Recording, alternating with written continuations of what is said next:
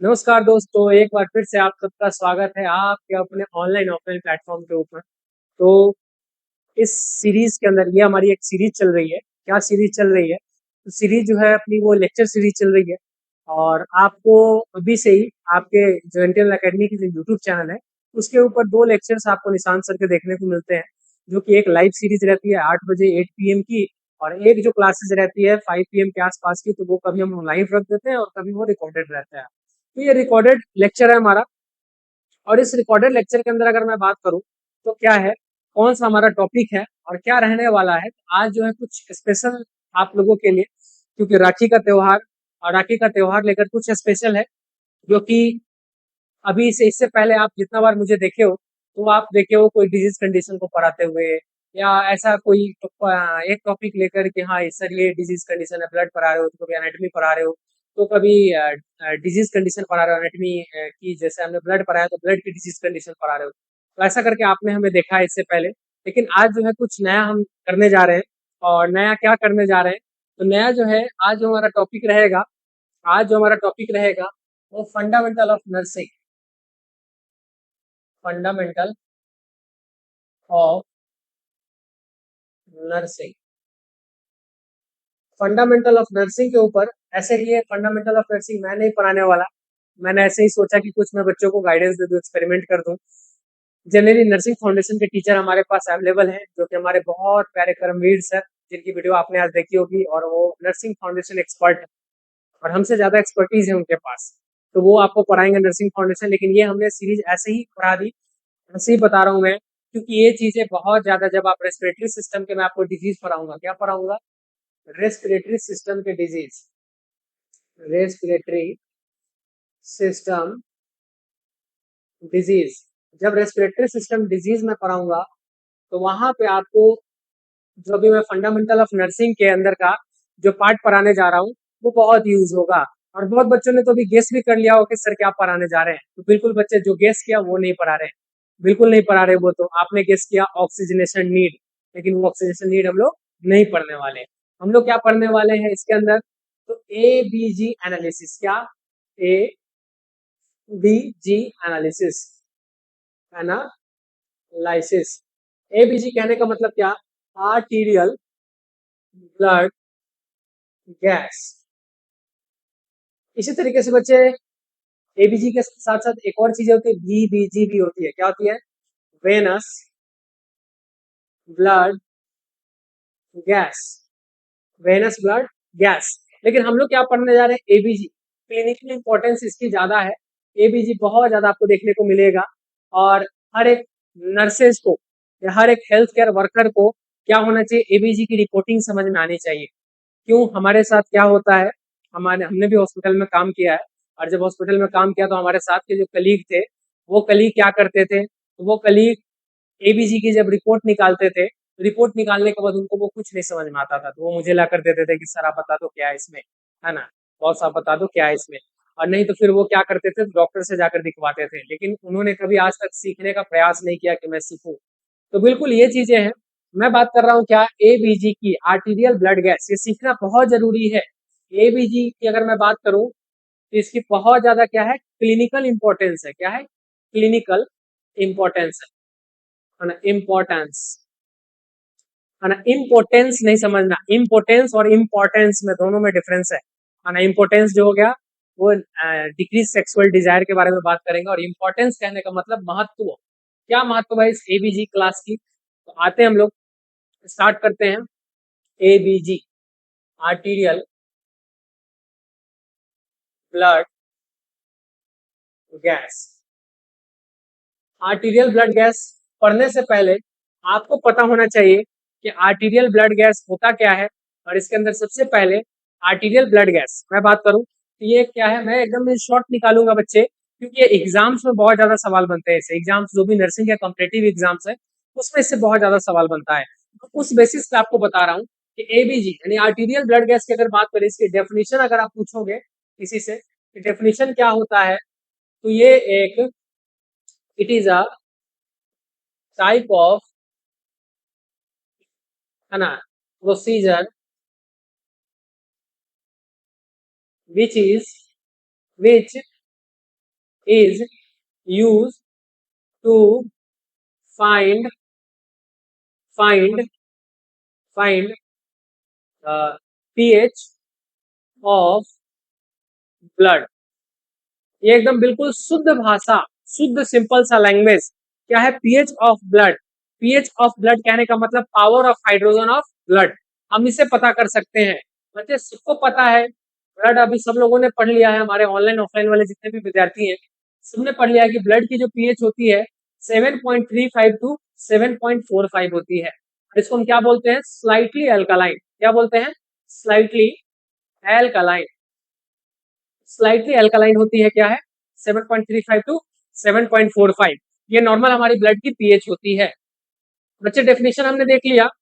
अब मैं बात करूं, ये हमारा क्या है, एक तरह का प्रोसीजर है या एक तरह का क्या बोल सकते हैं, उसको टेस्ट बोल सकते हैं। तो टेस्ट है कि इसकी सैंपल कहाँ से लेते हैं और क्या लेते हैं सैंपल में। तो मैं बात करूं अगर कौन सा करूं मैं, चलो यही कर देता हूं मैं, है ना। सैंपल इज टेकन फ्रॉम, कौन सा आर्टरी, मोस्टली जो कॉमन होता है रेडियल आर्टरी। रेडियल आर्टरी, तो रेडियल आर्टरी से क्या करते हैं, सैंपल लेते हैं। रेडियल आर्टरी से क्या करते हैं बच्चे, सैंपल लेते हैं। और रेडियल आर्टरी से सैंपल लेते हैं तो सैंपल लेने से पहले हम क्या करते हैं, एक टेस्ट परफॉर्म करते हैं। कौन सा टेस्ट, तो एलन टेस्ट। क्या, एलन टेस्ट, तो लिख दूं मैं, Allen test perform before sample taking. Sample taking, sample taking, sample लेने से पहले एलन टेस्ट देखते हैं हम लोग। बच्चे मैं बता दूं आप सबको कि एलन टेस्ट होता क्या है। सबसे पहले मैं बात करूं रेडियल आर्टरी, ये समझ रहे हो, ये हमारा क्या है, रेडियल आर्टरी, रेडियल अल्नार। मैं बात कर रहा हूँ रेडियल आर्टरी से हम लोग सैंपल उठाते हैं एवीजी की। कैसे उठाते हैं, क्या उठाते हैं, बिल्कुल हम उसके ऊपर बात करेंगे। सबसे पहले देखेंगे ये हमारा रेडियल आर्टरी है। इस रेडियल आर्टरी का ना हमने एक ब्रांच को इधर टच किया, फील करके यहाँ से जा रहा पल्स आ रहा है, और एक यहाँ पे ये ब्रांच, दो ब्रांचेज होती है, एक रेडियल आर्टरी और एक अल्नार आर्टरी। दोनों आर्टरी को हम क्या कर रहे हैं, ऐसे कंप्रेस कर रहे हैं। और कंप्रेस करने के बाद ना अच्छे से कंप्रेस, देखो अभी हाथ मेरा रेड होगा, अभी ये व्हाइट हो जाएगा, देखना कंप्रेस करने के बाद ये क्या हो जाएगा, व्हाइट। व्हाइट हुआ, व्हाइट दिख रहा है। जैसे मैं इधर से छोड़ूंगा इधर से रेड होना स्टार्ट, फिर इधर का छोड़ूंगा इधर से भी ये रेड होना स्टार्ट। अगर कैमरे में दिख रहा होगा तो टेस्ट करके देख लेना, that is known as Allen test. ये एलन टेस्ट हमने क्यों किया, हमने एलन टेस्ट इसलिए किया क्योंकि हमें क्या करना है, आर्टरी से सैंपल उठाना है। कहां से उठाना है, आर्टरी से सैंपल उठाना है। और हम इसमें क्या चेक कर रहे हैं कि जो आर्टरी की ब्रांच, रेडियल हो या अल्नार हो, जो आर्टरी की ब्रांच कम सप्लाई दे रही है, जो आर्टरी की, मान लो मेरे केस में ये आर्टरी जो है मेरी कम सप्लाई दे रही है, तो मैं क्या करूंगा, इस आर्टरी से सैंपल को उठाऊंगा, क्योंकि इस आर्टरी में मैं क्या करूंगा, पंक्चर करूंगा। क्योंकि आप जिस आर्टरी से ज्यादा सप्लाई हो रहा है उस आर्टरी को आप पंक्चर नहीं कर सकते हो, अगर करोगे तो मैसिव ब्लीडिंग होता है। इस कारण से बचने के लिए हमने बोला क्या, कि जहां से कम सप्लाई हो रही है हम उसके ऊपर पंक्चर करेंगे। ठीक है, जहां से कम सप्लाई हो रही है हम उसके ऊपर क्या करेंगे, पंक्चर करेंगे। ठीक है, चलो बच्चे, कभी कभी मैसेज आ जाता है बहुत जरूरी जरूरी, है ना, भाई बहन का त्योहार है, राखी का त्योहार है, और सबका मैसेज आ रहा है कि कहाँ रह गए भैया। तो बिल्कुल मैं जाने वाला हूँ सबसे राखी बंधवाने के लिए, और आप सब भी बंधवाना। और हमने तो कसम ले रखी है, all Indians are my brother and sisters, है ना, एक्सेप्ट कुछ है, बाद में बात करेंगे उसके ऊपर। चलो नेक्स्ट है एलन टेस्ट। एलन टेस्ट के ऊपर हमने बात कर ली, ठीक है, क्लियर है। एलन टेस्ट हमने ये भी बता दिया क्या होता है, टेस्ट परफॉर्म करके दिखा दिया, है ना। सैंपल की अगर बात करें तो सैंपल कैसा होता है, सैंपल आप कहाँ लेते हो, तो टेक हेपारिन वॉश सिरिंज, है ना, for sampling. Heparin wash syringe लेते हैं, हेपारिन से एक बार वॉश करते हैं। हेपारिन क्या है, तो मैं बात करूं, ये हमारा ब्लड को जमने नहीं देता है हेपारिन, ठीक है, एंटी कोगुलेंट है। तो हम हेपारिनाइज्ड वॉश सिरिंज से क्या करते हैं, एक बार वॉश करते हैं, और वॉश करने के बाद 90 डिग्री पे निडल को डालते हैं, जो आर्टरी है पंक्चर करके हम क्या करते हैं, वहां से आपका सैंपल उठा लेते हैं। क्लियर है, चले नेक्स्ट। इसके बाद बात करें अब मेन हमारा एबीजी। ये तो हमने सैंपल कैसे उठाया, ये सारी चीजें हमने देख ली। एबीजी एनालिसिस के अंदर मैं बात करूं, इस एबीजी एनालिसिस के अंदर मैं बात करूं तो इसके अंदर ना पैरामीटर्स होते हैं। क्या होते हैं? पैरामीटर्स। इसके इस पैरामीटर्स के अंदर क्या क्या देखने को मिलती है? एक होता है हमारा pH, PCO2, PO2, HCO3 minus, HCO3 minus. PH जो हो गई वो 7.35 से लेकर 7.45 होती है। पीसीओ2 जो होती है वो 35 से लेकर 45 mmHg होती है। और वाह, ऐसा साउंड बजते रहना चाहिए, दिल खुश हो जाता है कभी कभी। पीओ2 कितनी होती है? 92, 92, 100 मान के चलो, ठीक है, mmHg। और HCO3 माइनस कितना होता है? तो 22 टू 26 MEQ पर एल, मिली इक्विवेलेंट पर लीटर। ये चार पैरामीटर्स होते हैं आर्टीरियल ब्लड गैस के। बच्चे फिर से ध्यान देंगे, जो एबीजी टेस्ट होता है, ये हॉस्पिटल में जो लोग काम करते हैं उनको आना बहुत कंपलसरी है। एबीजी की रिपोर्टिंग आपको पता होनी चाहिए कि कैसे आप क्या देख सकते हो। ये हमने पैरामीटर्स बोला, ये चार पैरामीटर से, इसी के बेसिस पे आप क्या डिफाइन करते हो एबीजी के अंदर कि क्या क्या हो सकते हैं। तो इसके इस पैरामीटर्स के बेसिस पे आपको चार रिजल्ट बनते हैं। कौन कौन से? तो पहला रिजल्ट बनता है हमारा एसिडोसिस का, है ना, एसिडोसिस। और दूसरा रिजल्ट क्या बनता है? एल्कालोसिस का, एल्कालोसिस।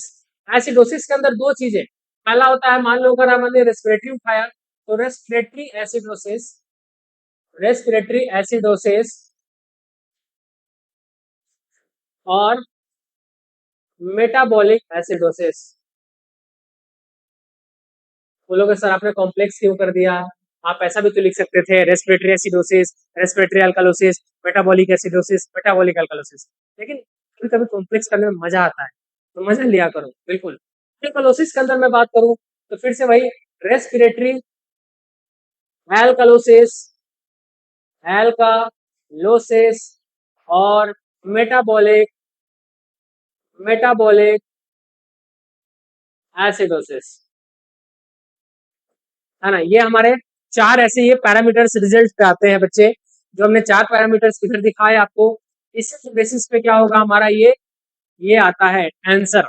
और इसके अंदर भी हम आपको डिटेल में बताएंगे कि रेस्पिरेटरी एसिडोसिस होगा तो कौन सा प्रॉब्लम देखने को मिल सकता है, रेस्पिरेटरी अल्कालोसिस होगा तो कौन सा प्रॉब्लम देखने को मिल सकता है।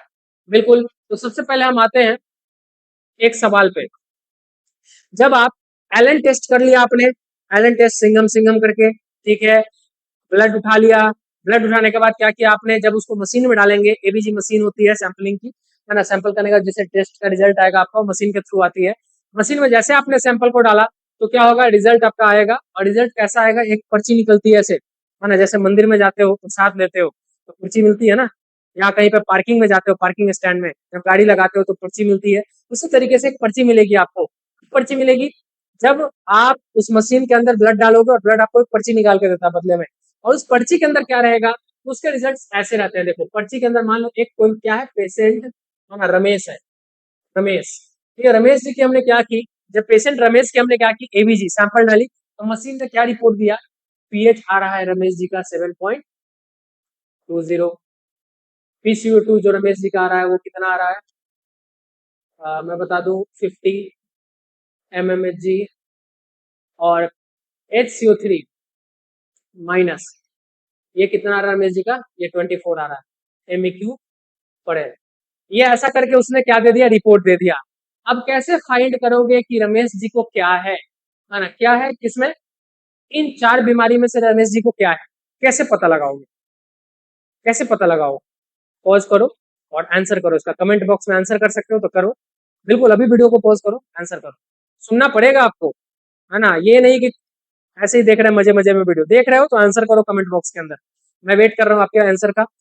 चलो आते हैं, बहुत बढ़िया, ऐसी शबाश, ऐसे आंसर करना होता है कमेंट बॉक्स के अंदर।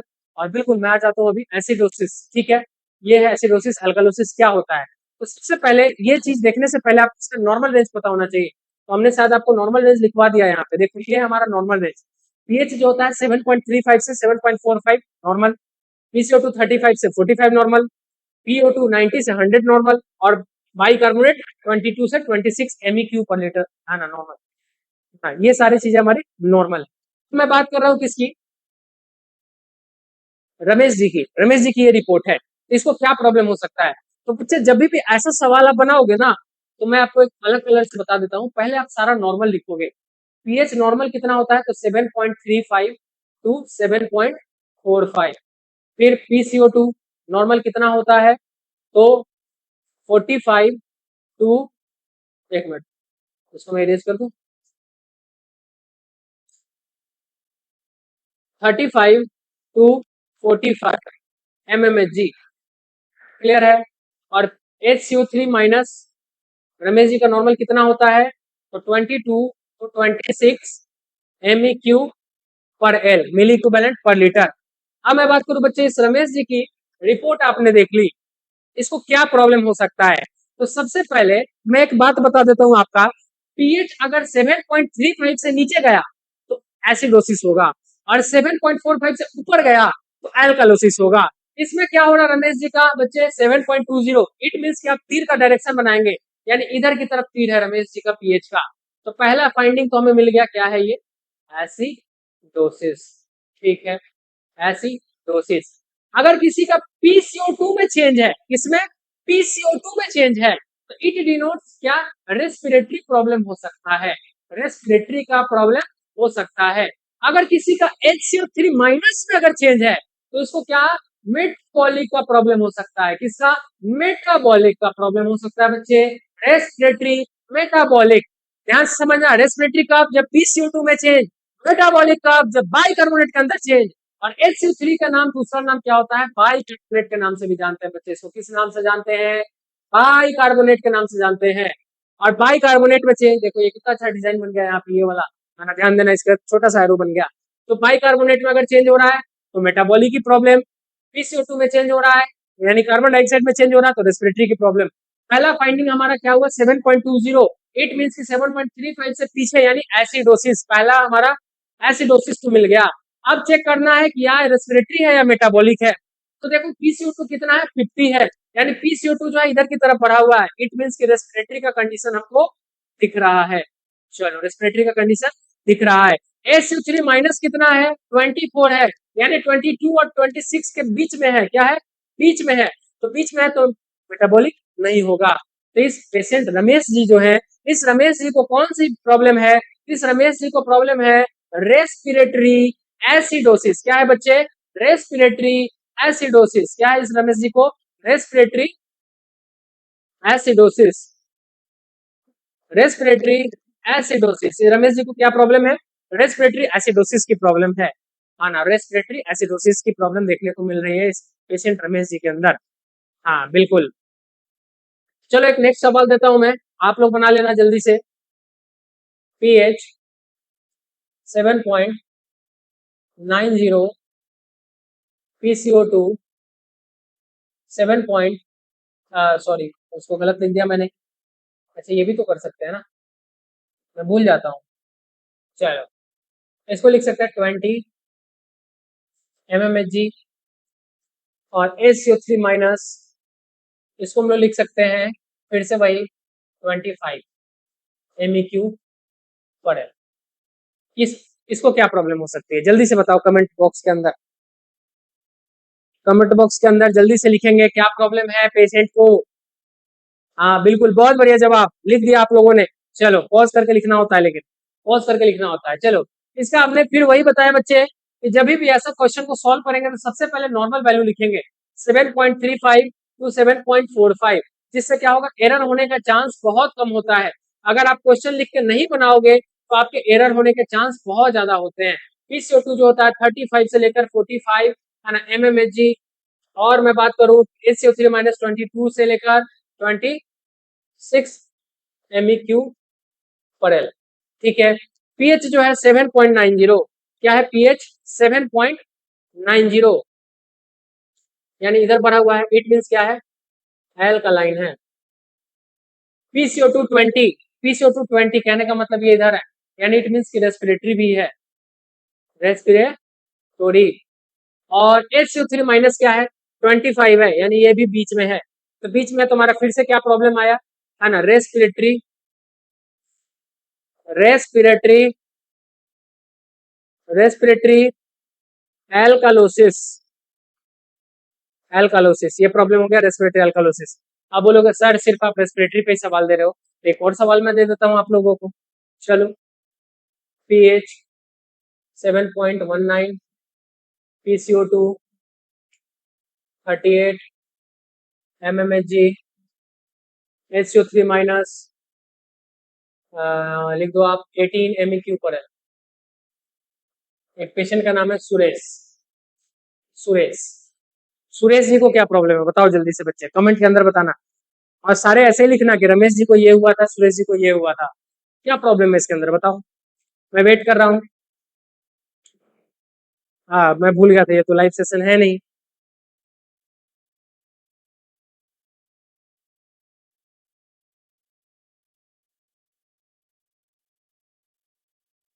भूल गया था मैं।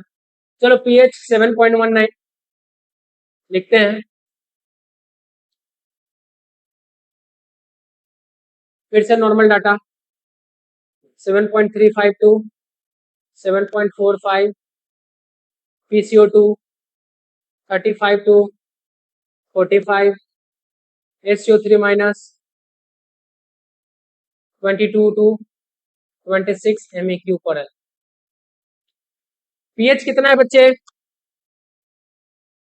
7.19, इट मीन्स एसिडोसिस।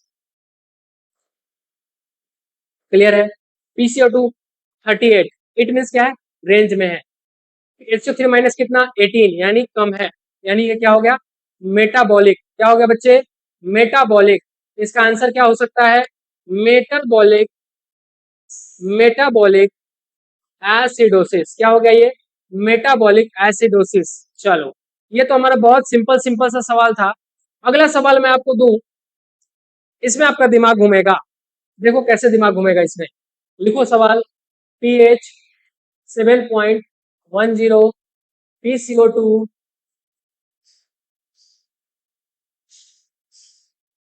20 mmHg और HCO3 माइनस, ये हो गया आपका, ये लिख दो 20 MEQ पर है। बताओ बच्चे जल्दी से बताओ इसका आंसर क्या होगा। अब इसमें तो 100% दिमाग घूमने वाला है सबका। अभी दिमाग घूमेगा, बिल्कुल अच्छे से घूमेगा, लेकिन मैं घूमने नहीं दूंगा। मेरे होते तो आपका दिमाग बिल्कुल नहीं घूमने वाला, और आपको दिमाग अपना चलाना भी है ना, ये भी ध्यान रखेंगे। हाँ, हमारे पास एक छोटा पैकेट है, वही कॉन्फ्लिक्ट वाला छोटा पैकेट पीछे बैठा हुआ है, तो उसको बुलाएंगे। बिल्कुल, बताओ जल्दी से। नहीं पता, चलो मैं बताता हूँ। फिर से सबसे पहले मैंने क्या बोला, आपको क्या करना, नॉर्मल रेंज लिखना है 7.35 टू 7.45। PCO2 का नॉर्मल रेंज लिखना है 35 टू 45। SCO3 माइनस का नॉर्मल रेंज लिखना है 22 टू 26 MEQ पर है। चलो, अब इसका आंसर क्या हो सकता है। तो सबसे पहले हमने बोला तीर घुमाएंगे, है ना, ऐसा नहीं कि तीर इधर उधर चला जाए, तीर देख के घुमाएंगे। पीएच जो है 7.10, इट मीन्स की पीएच कम है, यानी एक चीज तो क्लियर हुआ, एसिडोसिस। क्लियर। फिर उसके बाद बात करूं मैं PCO2 20, तो PCO2 भी कम है, इट मीन्स क्या है? रेस्पिरेटरी भी है, रेस्पिरेटरी भी है। फिर HCO3 माइनस क्या है? 20, मान लो ये भी 20 हमारा, तो यानी मेटाबॉलिक भी है। हाँ, ये कैसे हुआ सर? दोनों तो नहीं लिख सकते हैं, दोनों में से तो कोई एक होगा। दोनों आप कैसे बता रहे हो, किस बेसिस पे बता रहे हो बच्चे? इसके लिए एक क्या करेंगे हम लोग, फॉर्मूला लगाते हैं। पहले यहाँ देखो, ये फॉर्मूला क्या है। तो रोम, आपने नाम सुना होगा, रोम रोम, है ना, रोम रोम भाइयों। तो रोम रोम है ना, यहाँ पे रोम लगाएंगे, क्या लगाएंगे? रोम। और रोम नहीं, रूम से मुझे कुछ मिलता जुलता एक वर्ड नाम याद आ गया, है ना, कुछ ऐसा ही कुछ नाम था। आर से ही नाम था उसका, और ओ भी था उसमें, और एम भी था, लेकिन लास्ट में ई नहीं था, कुछ और था अल्फाबेट में। और उसमें क्या थे, vowel के पहले लेटर थे, है ना। चलो हटाओ, जाने दो, क्या बात करते हैं हम लोग उसके बारे में। अभी देखते हैं वापस, आर का मतलब क्या हो गया? Respiratory opposite. और एम, ये रो, आर ओ का फुल फॉर्म, और एम ई का फुल फॉर्म मेटाबॉलिक इक्वल, ये हमारा फॉर्मूला है। कौन से केस में? जब सारा तीर निकल जाए, जब सारा तीर कमान से छूट जाए, जब सारा तीर बाहर निकल जाए, तो क्या होगा? तब आप रोम का फॉर्मूला लगाओगे। रोम फॉर्मूला क्या कहता है? Respiratory opposite metabolic equal. इस पीएच की जो तीर है, इस पीएच की जिस डायरेक्शन में तीर है, अगर मैं रेस्पिरेटरी की बात करूं, अगर रेस्पिरेटरी इसमें से आंसर होता तो पीएच की तीर इधर, रेस्पिरेटरी यानी पीसीओ2 की तीर इधर होनी चाहिए थी। क्या होता है? ये रेस्पिरेटरी वॉट एवर जो भी होता है रेस्पिरेटरी के अंदर। अगर मान के मेटाबॉलिक इक्वल, मेटाबॉलिक इक्वल कब होता? जब पीएच की तीर हमारे इधर है और HCO3 की भी तीर इधर ही होनी चाहिए, तब क्या हो जाता है हमारा मेटाबॉलिक इक्वल। इट मींस क्या है? इसका जवाब क्या होगा बच्चे? आप खुद कमेंट बॉक्स के अंदर लिखोगे। किससे कंपेयर कर रहे हैं? तो पीएच के तीर से कंपेयर कर रहे हैं, पीसीओ2 को भी और HCO3 माइनस को भी। किसको? HCO3 माइनस को भी और पीसीओ2 को भी।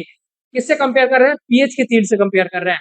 तो क्या इसमें प्रॉब्लम देखने को मिल रहा है? इसमें देखने को मिल रहा है metabolic, metabolic acidosis, acidosis, metabolic acidosis, ये प्रॉब्लम हमारी।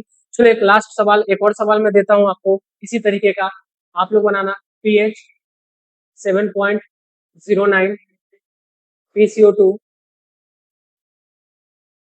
पीसीओ2 लिख दो 60 mmHg और HCO3 माइनस 30 MEQ पर एल। चलो इसका आंसर दो जल्दी से कमेंट बॉक्स के अंदर। तक मैं क्या करता हूँ, पानी पी लेता हूँ मैं।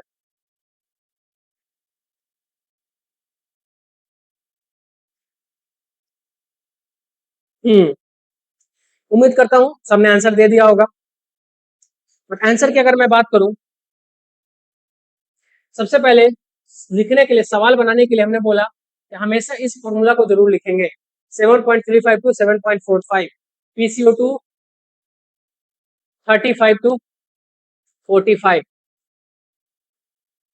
और HCO3 माइनस 22 टू 26।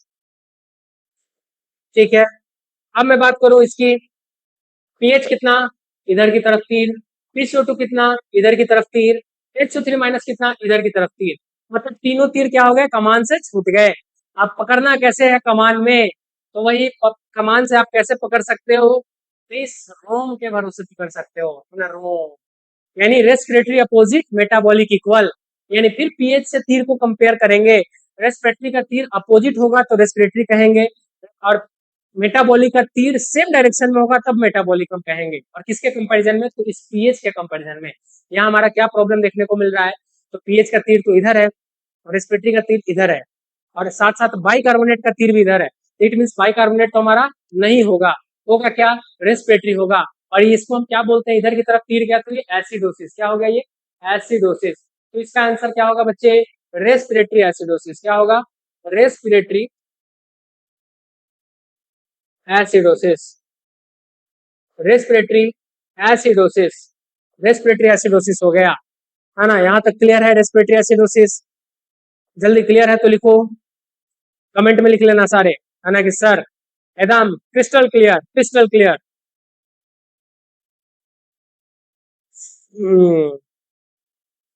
चलो मैं थोड़ा सा थ्योरी दे देता हूं आपको।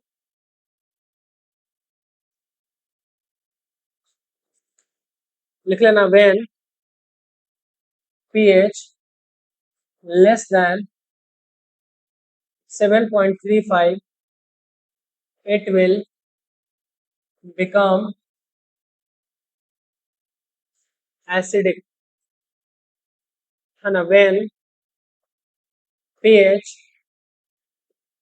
in more than 7.45 it will become alkaline.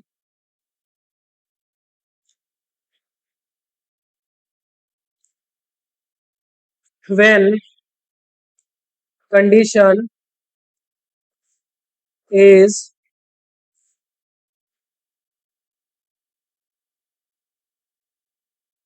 ये लिख लो कंपनसेटेड वाला, फुल्ली compensated,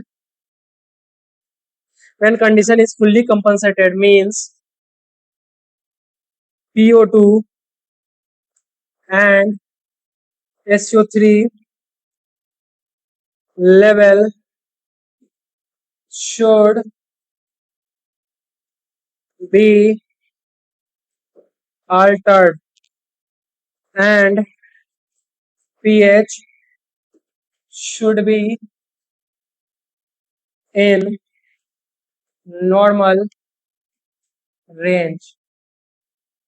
ठीक है, क्लियर है। मैं बताऊंगा अभी दूसरा क्या है, partially compensated, partially compensated means PO2, sorry, PCO2 and SCO3 level are elevated,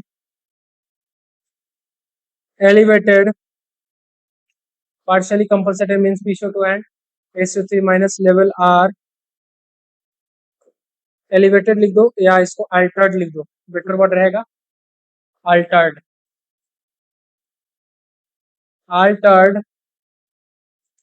altered but pH is not in normal range। ठीक है, पार्शली कंपनसेटेड हो गया।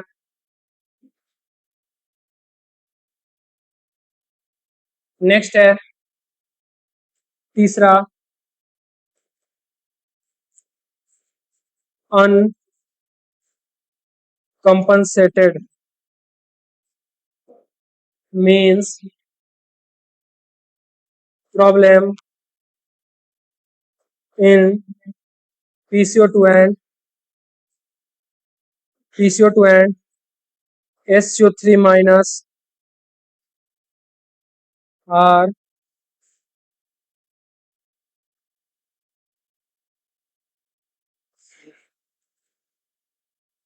uncompensated means problem in PCO2 and SCO3, ठीक है, pH is also normal in condition।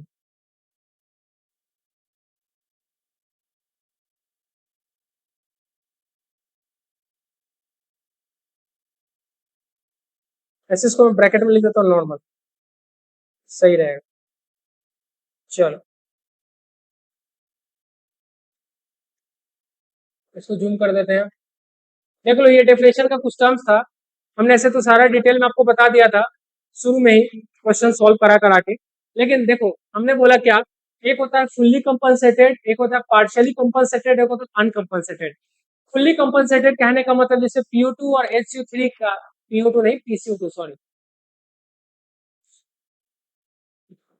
एक second अभी लिख लो इसको। हाँ ठीक है, तो ये जो लेवल है अल्टर्ड रहेगा और पीएच नॉर्मल रेंज के अंदर रहेगा, हमारा पहला फुल्ली कंपनसेटेड। दूसरा पार्शियली कंपनसेटेड की अगर मैं बात करूं तो PCO2 और SCO3 माइनस जो है ये क्या रहेगा, अल्टर्ड रहेगा बट क्या नॉर्मल रेंज में रहेगा, पीएच नॉर्मल रेंज में रहेगा। ठीक, और अनकंपनसेटेड कहने का मतलब कि बिल्कुल सारे जो है वो घर छोड़ के बाहर है, लेकिन मैं बात करूं PCO2 को और SCO3 का ये नॉर्मल रहेगा और पीएच जो रहेगा वो भी सारे नॉर्मल रहेंगे। इट मीन्स की कंपनसेटेड और अनकंपनसेटेड। कंपनसेटेड कहने का मतलब सीधा सीधा बात, अगर मैं इक्वेशन से लिख के समझाऊं तो बिल्कुल शायद आप समझ जाओ। देखो सबसे पहले फुल्ली कंपनसेटेड की अगर मैं बात करूं तो इसमें है, लिख देता हूं मैं, पीएच, PO2, PCO2, ठीक है। PH should be normal range, यानी पीएच जो होगा वो 7.45 या 43 ऐसा करके लिख सकते हो, ठीक है। PO2 और HCO3 यानी इसकी रेंज, यानी ये हमारा हो सकता है मान के चलो 30 हो सकता है mmHg, और ये हमारा 20 MEQ हो सकता है। यानी हमारा पीएच जो रहेगा पीएच जो रहेगा बीच में रहेगा, हाँ, बाद बाकी सब घर से बाहर, it is known as fully compensated. Partially compensated इसी तरीके से, पार्शियली कंपनसेटेड जो रहेगा वो PCO2 और HCO3 जो रहेगा दोनों अल्टर्ड रहेगा, लेकिन यहाँ पे पीएच भी रहेंगे है ना, वो नॉर्मल रेंज में नहीं रहेंगे। इट मीन्स कि पीएच या तो 7.21 हो सकता है या 7.56 हो सकता है, और PO2, मैं PO2 क्यों लिख दे रहा हूँ मैं बार बार, PCO2 ना, और ये HCO3 minus, Y silly mistakes, अभी आ जाओ, अभी आ जाओ, I am so sorry guys.